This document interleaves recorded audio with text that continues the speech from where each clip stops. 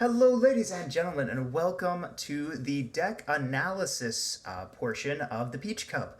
I am joined once again by Ray the Thumb, our local Yeah, Maxi enthusiast. I tricked you again. I apologize for Maxi. Because it's too good, baby. You should play it in every deck. And we have our 6'10 sexy man, Luca. It's actually 6'11 I this agree. episode. This Maxi is his is. true height. I agree that Maxi is too good, and it's so good that it should be played in every deck, which is exactly why it's banned. And I'm happy it's banned because fuck you. Nah, Maxi only draws one. It's basically Upstart Goblin. That's not true. Yeah, it does. Just don't special summon. Easy. I Play like to around the special. Maxi.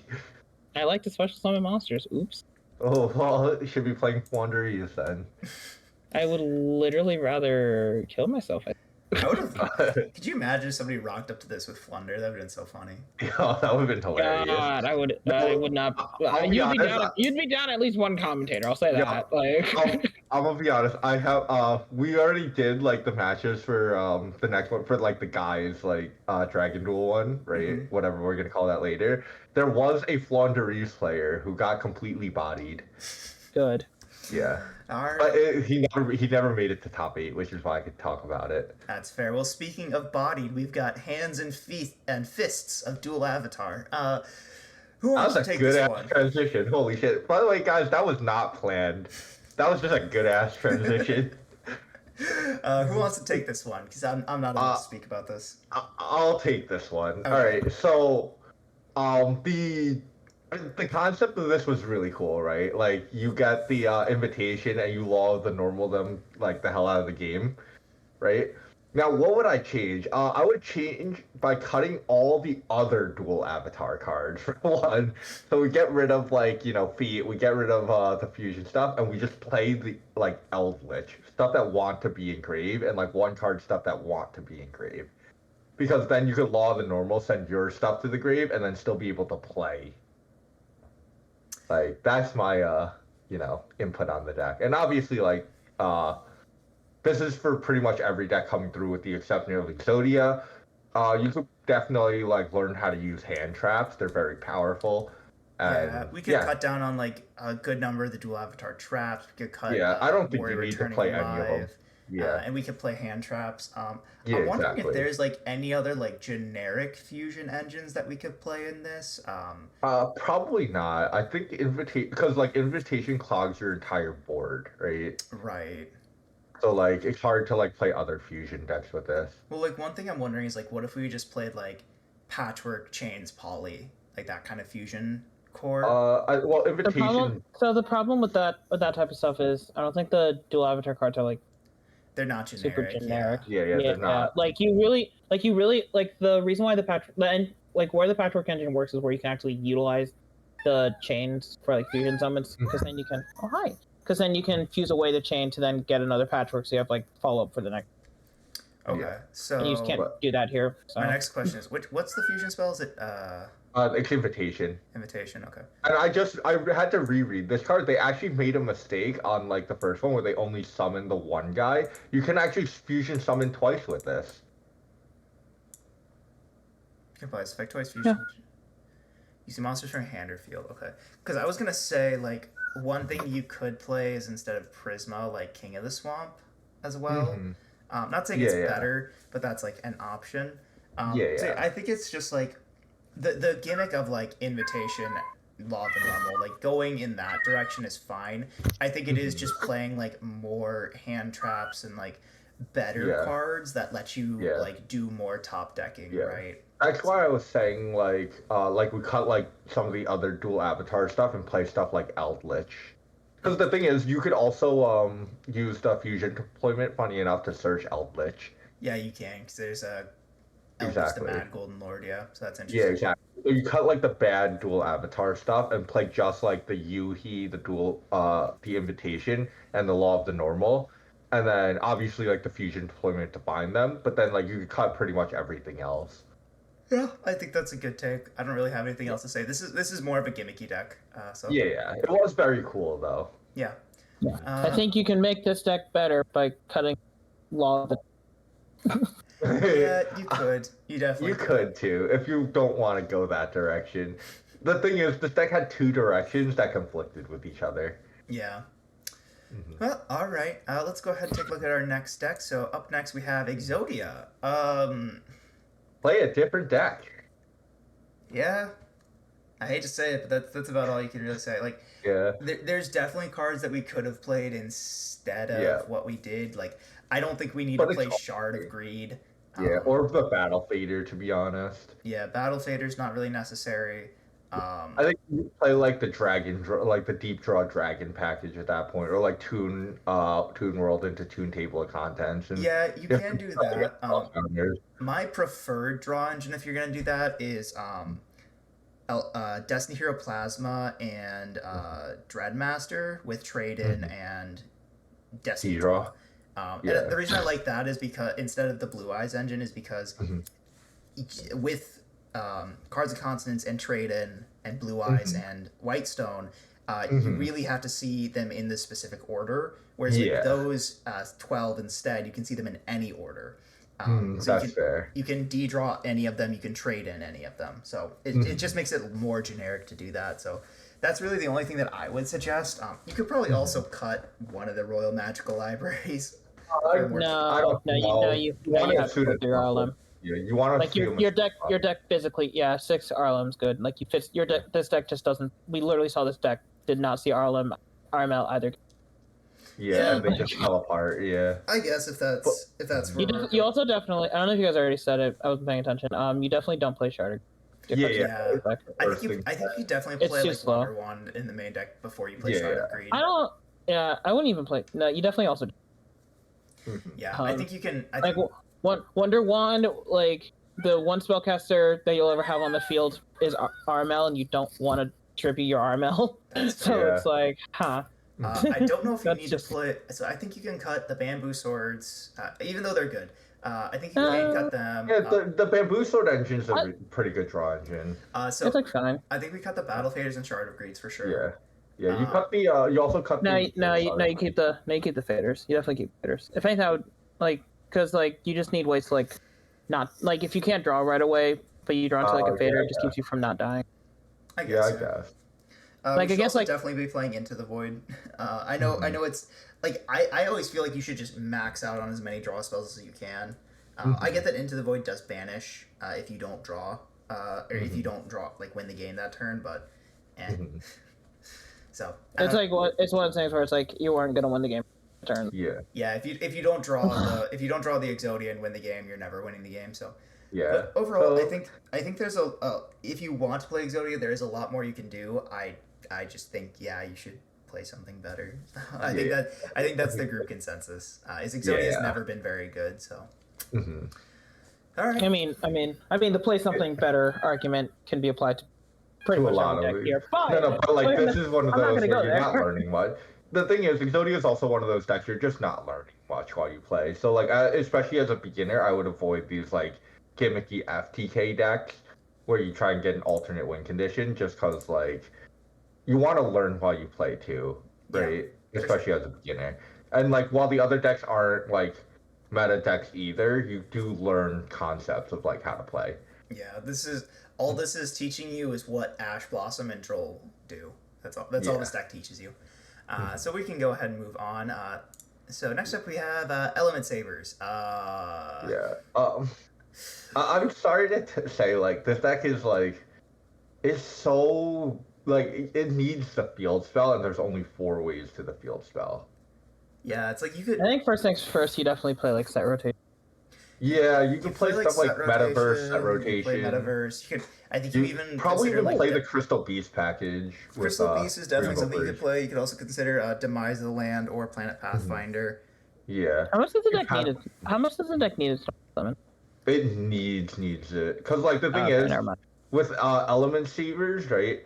You want Element Sabers in the grave so you could change the attributes to summon the big guys, but you also want Element Sabers in the hand so you can actually play them.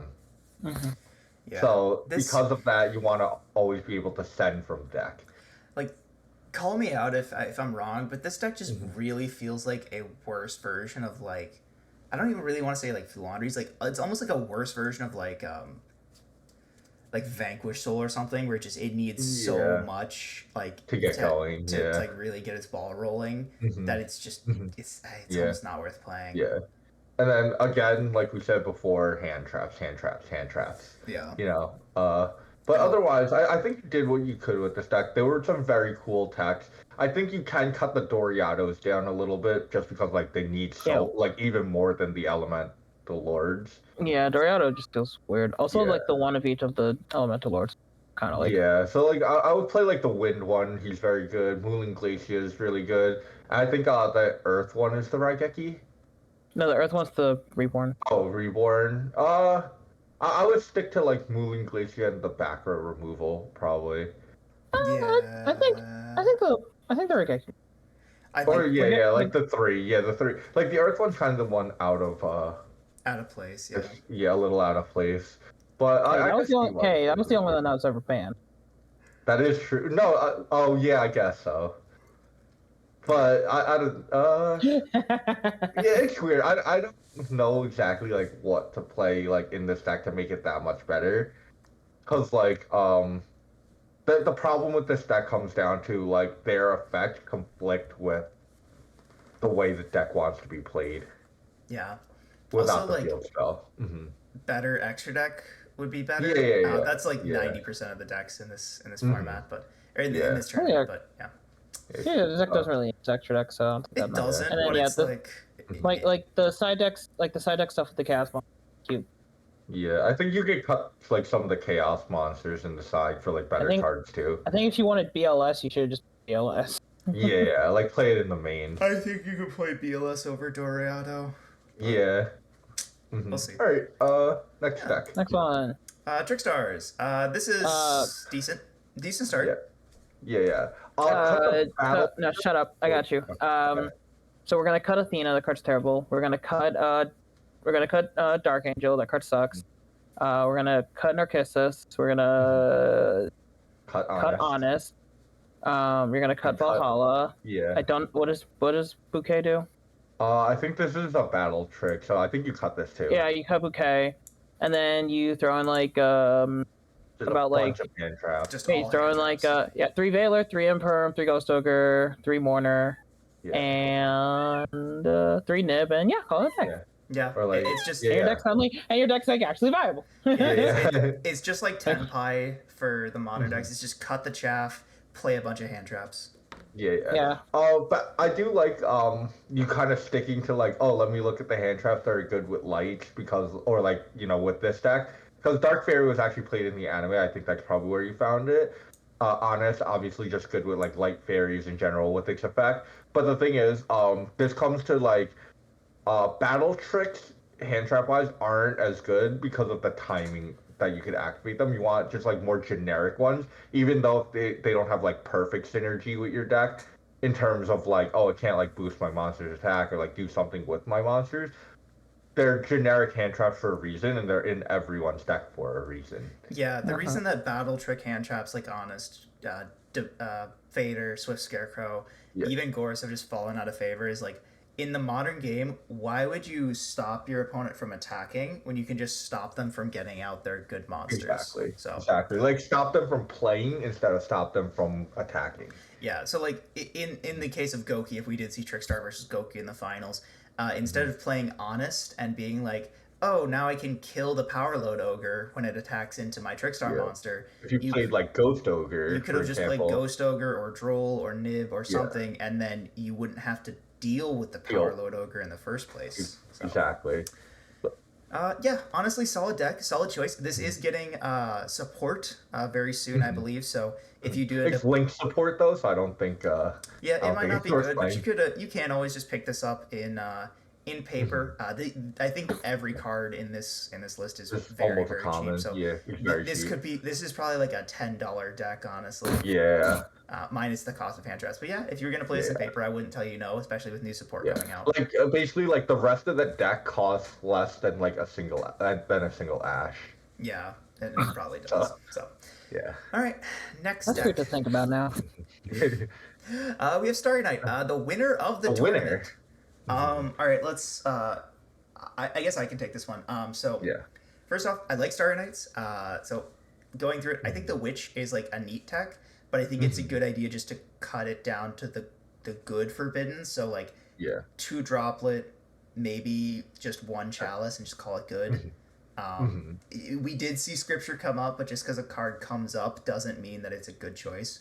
The barrier statue of the light makes a lot of sense, so we'll keep that. I think you're playing a decent ratio of all the monsters. I don't think there's any reason to cut any less. I think you would cut 1 Starry Night, Starry Dragon. No, you really want to see that card. You do really want to see it, but once you like, if you play just some more consistency cards, like say instead of Extrav, we play Prosperity instead. I think we can get to it much like pretty easily.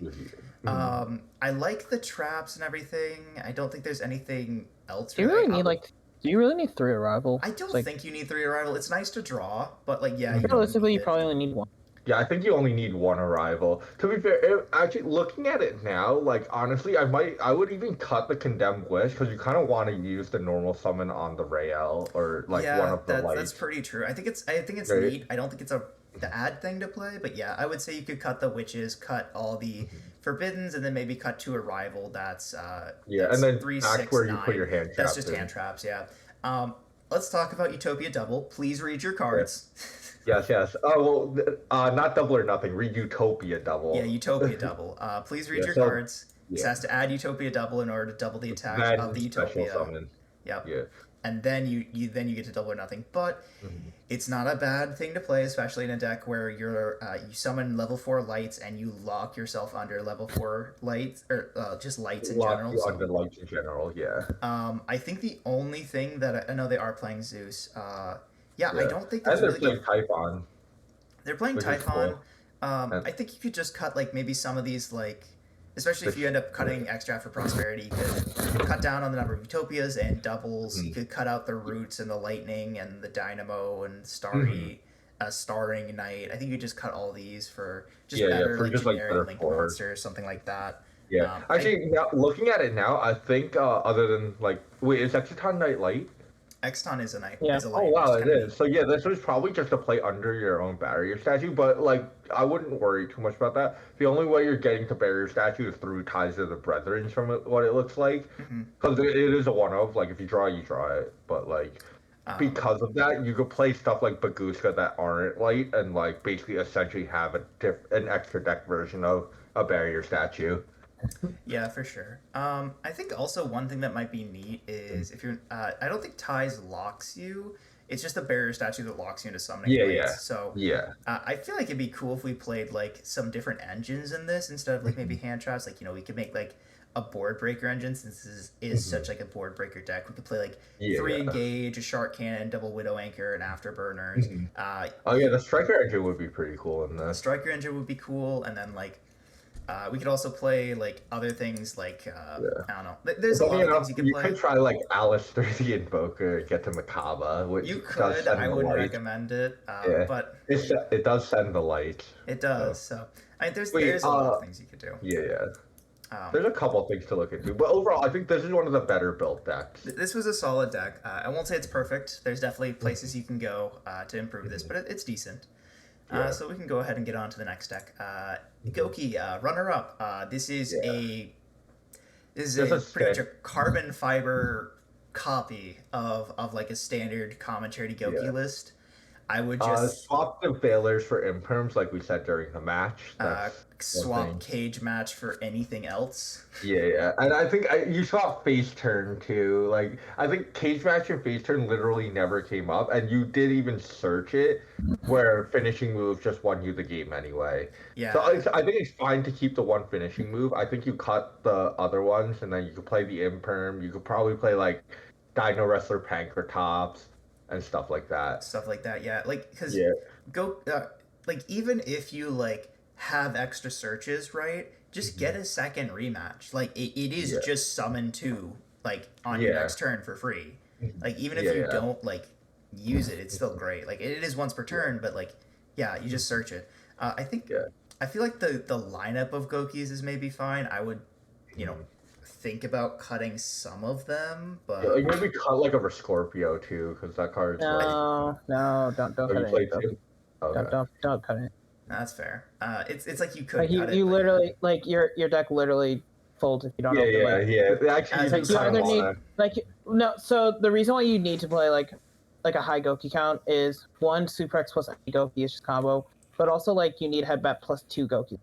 Yeah. Oh yeah, that's true. That's true. Like the fact so like there are just some hands where you actually just need like as many. Gokis as possible. Yeah.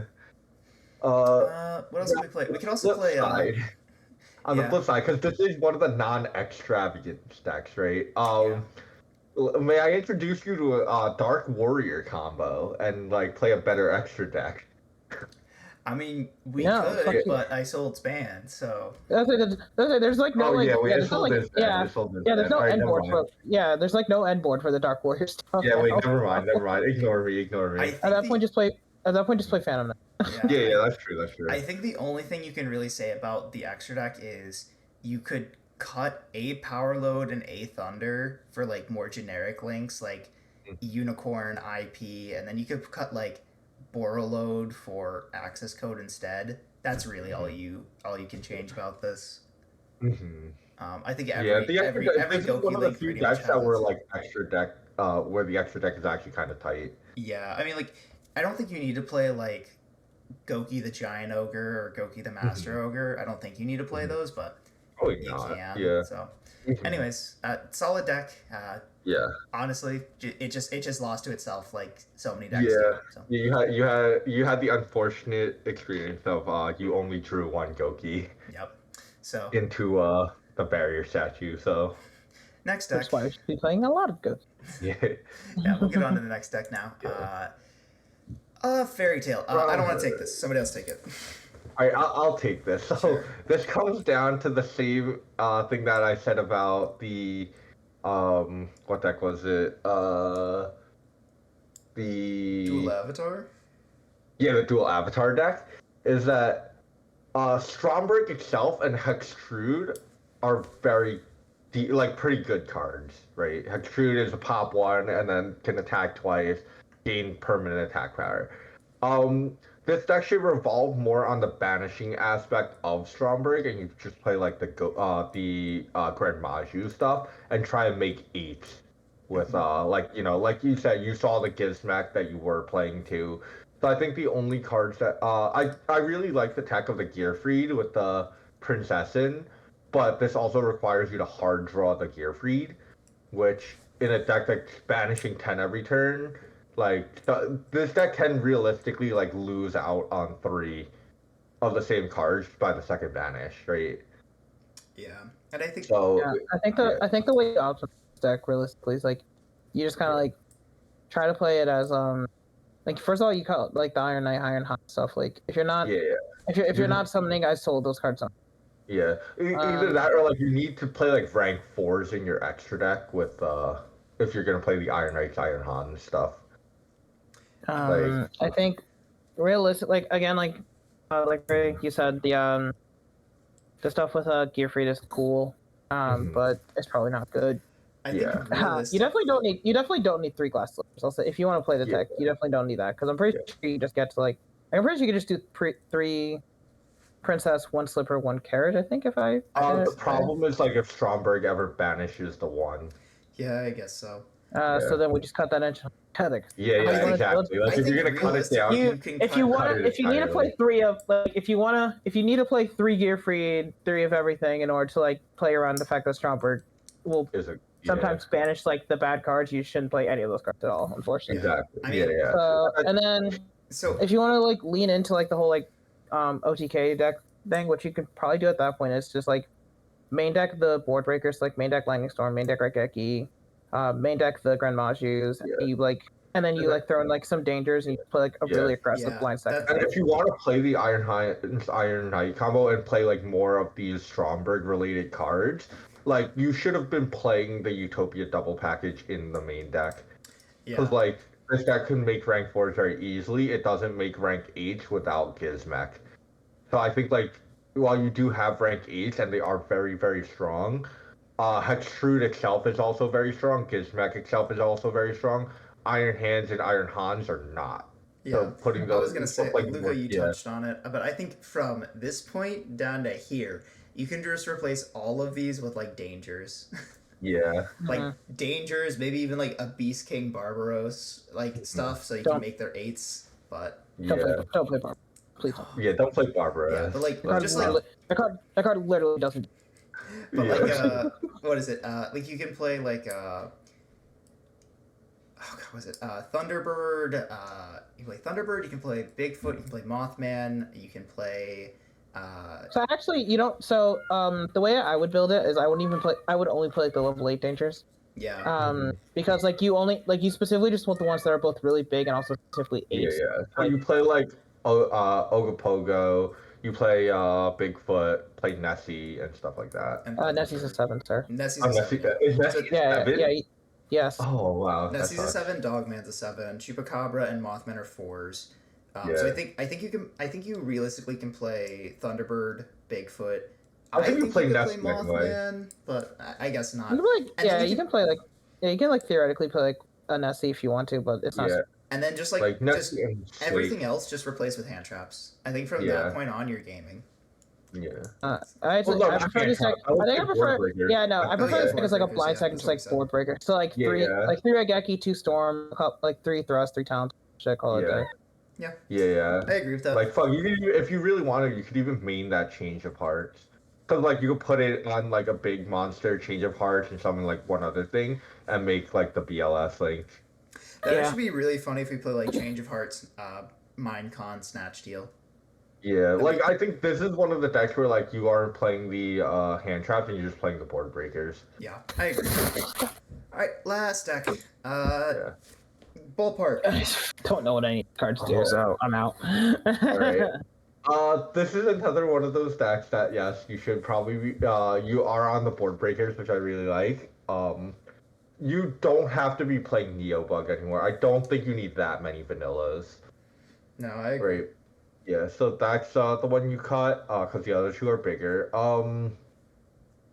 The Cocoon of Evolution does need a equip spell. You figured that out before the match, which was nice. You should have took up the offer to play Upstart Goblin or like, you know, something like that. I think. Go ahead. Like, what else would I say? The skill drain, obviously, like, also very, very cool. What else is there? The real fixes are obviously, I think, like, you can play your hand traps or board breakers again by cutting, like, some of the shaft, right? Yeah. And then I think, like, personally, you cut, like, Mathematician, and, like, maybe some other cards, like, obviously the Cocoon, but I think the biggest thing is you also probably want to play Aztecapede in this. Yeah. And then you should also play Beargram. It's a card from Photon Hypernova. It's you banish 3 insects to summon it. I think it's like a 3200 body. It's a really it's a big card. It's really cool. Most people have like started to learn about it because Simo is using it in his Masochist run. So I think that really helps this deck because again, it's just another big insect that you can special for pretty much free after you resolve Ballpark. So I think I think this has always been a deck that like. Oh my god, guys. What? I just noticed the side deck, the Bumboy Progs. It is the Jumping Break.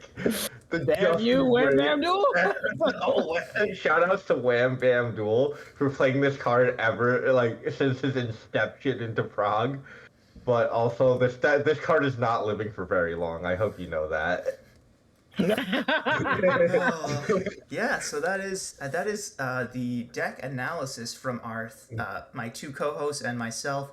I think overall, I think for a first time deck building on your own, I think everybody did solid. I don't think there's any. I don't think we can really like judge or shame anyone, and we shouldn't. I think there's obviously room for improvement because there always is. There's only one person. There's only one person this entire time that I have both judged and shamed, and that is. Yeah, wow, whoa. In my defense, I have no shame. I will do whatever. Speaking of shame, here's some time for some shameless plugging. If you guys enjoyed, make sure to subscribe. If you really enjoyed, make sure to... Wait, actually, I'm going to cut Collins off here. I just realized something, like, that was kind of big, but also wasn't because they set up the towers. The Goki deck, I lied about finishing move. You cut finishing move because you cannot use it on your own towers. Is that a thing? Wait, what? I thought it's unaffected by it is unaffected by all. It is unaffected completely. Wait, so this is hang on. Whoa, time out. So were they just cheating this whole time? Yeah, I think so. Cause like I just read finishing move. I read like power load ogre. Well, it should work because fucking because Goki, that's the whole thing Goki does. It doesn't work. That's ridiculous. Huh? Didn't those cards come out at the same time? Yes. They were meant for each other. They were made. Finishing move and power load ogre? Yeah, they were made for each other. Finishing move came out in Dawn of Majesty. What did power load ogre? I think Dawn of Majesty as well, right? No, I think it came out in Etco. Close. I think it was Etco. Yeah, but the whole point was to make him 8K so that make him really big. So that he can LCK. Really That's funny. Incredible. I thought it was unaffected by everything except Goki effects. Yeah, that's what I thought too. I thought it was just unaffected by your opponent's card. yeah, but it's just unaffected completely. So that finishing move does not work. Okay. Well, I mean, it makes sense that the person we chose the absolute worst time to point that out. I guess. Yeah, but I guess it does make sense that the person cheating with double or nothing was also ended up playing the person who was cheating with finishing move.